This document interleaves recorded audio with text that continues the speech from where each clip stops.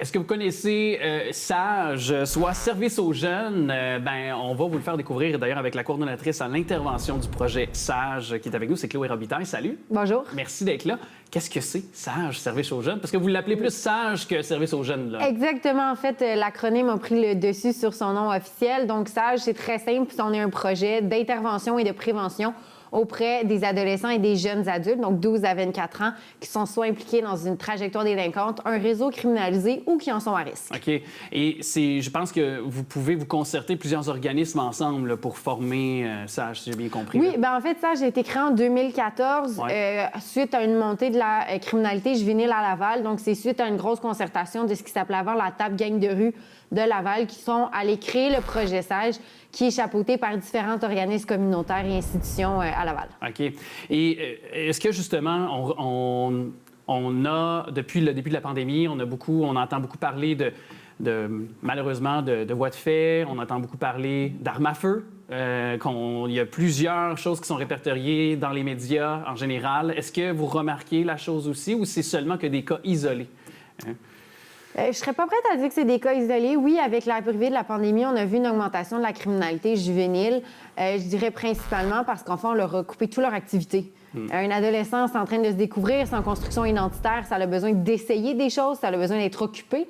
Comme je dis toujours, un adolescent ou une adolescente qui n'a rien à faire, c'est rare que c'est très pertinent, les activités qui vont s'y trouver. Donc, la pandémie les a vraiment limitées à ce niveau-là, ce qui, en partie, peut expliquer une certaine augmentation de la criminalité. Ouais. Puis, dans cette augmentation-là de la criminalité, est-ce que cette augmentation de la criminalité, c'est aussi pointé dans des endroits ou chez des jeunes qui peut-être n'auraient pas été sujet à faire de la criminalité, finalement? Je m'explique en ce sens où, parfois, on pense à tort que c'est seulement que dans certains types de quartiers peut-être défavorisés, mais c'est partout la criminalité. Ça peut être dans des quartiers plus aisés aussi. Définitivement. Nous, le projet SAGE, on est régional, donc on prend suivi des jeunes à travers l'île, au complet de la ville de Laval. Puis, effectivement, on a des jeunes de tous les quartiers. Je vous dirais que les quartiers où j'ai le plus de jeunes, c'est surtout parce que j'ai des meilleures relations avec les écoles. Okay. C'est vraiment lié à ça. Là. Les écoles-là, ils me connaissent plus. Il y a un moins grand roulement d'employés, ce qui fait que d'une année à l'autre, ils se souviennent que j'existe. C'est surtout ça qui explique que j'ai plus de jeunes de certains quartiers que d'autres. Mais effectivement, comme vous dites, la criminalité juvénile, c'est partout. Tout niveau socio-économique confondu. Exactement.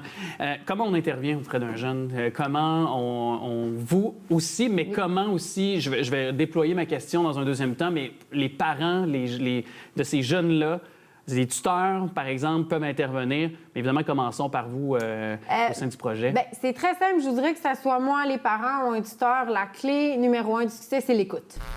Prenez le temps de poser des questions aux jeunes et de les écouter, de les laisser finir, d'essayer de comprendre comment eux vivent ça, puis pas nécessairement essayer de comprendre, comment dire.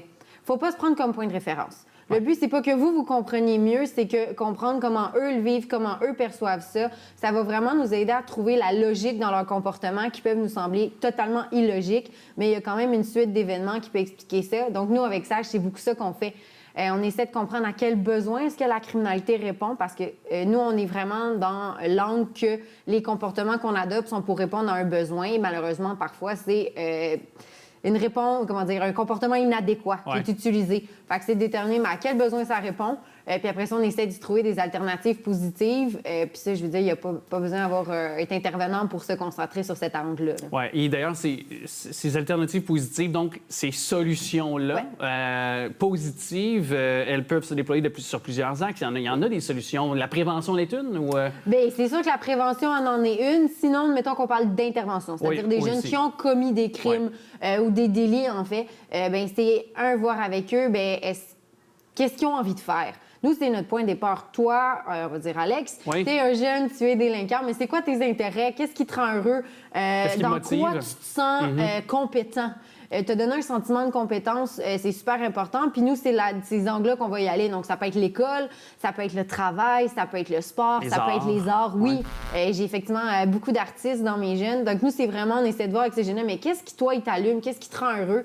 Puis on essaie de mettre notre énergie là-dedans. Puis on part du concept que si les jeunes vivent un sentiment de compétence dans la sphère légale, par la bande, ça fait qu'au fil du temps, ils vont en fait se désintéresser de plus en plus de la criminalité. Puis on peut voir sur votre site, il y a beaucoup de témoignages de jeunes qui sont passés par vos services, qui avaient peut-être justement emprunté une pente négative, mais qui ont su remonter cette pente puis transformer tout ça en positif, là. Quand même, je suis capable de voir plus loin puis de me dire, OK, c'est ça que je veux faire.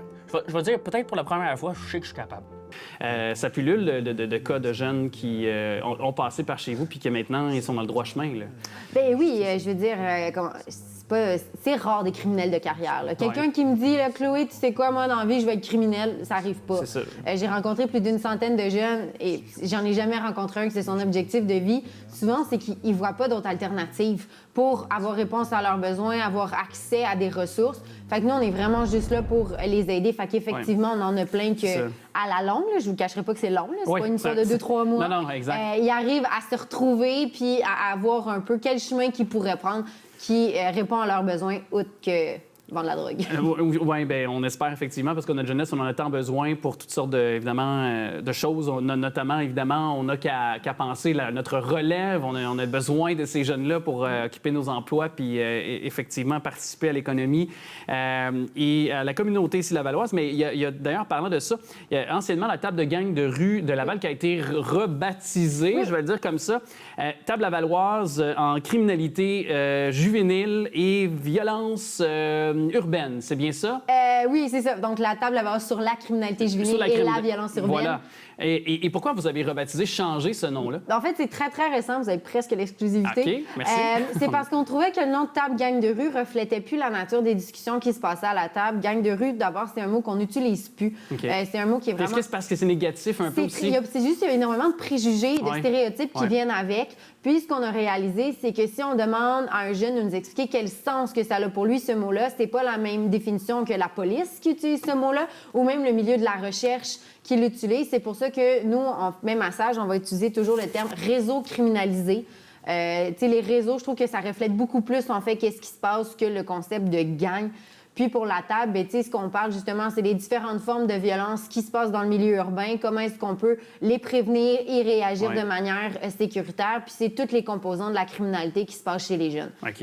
Donc ça encore là, c'est un autre versant de ce que vous pouvez faire comme service, intervenir, parce que c'est sûr, la violence a pris, ou la criminalité, avec les réseaux sociaux, l'Internet, ça a pris une nouvelle tangente pas mal depuis quelques années, là.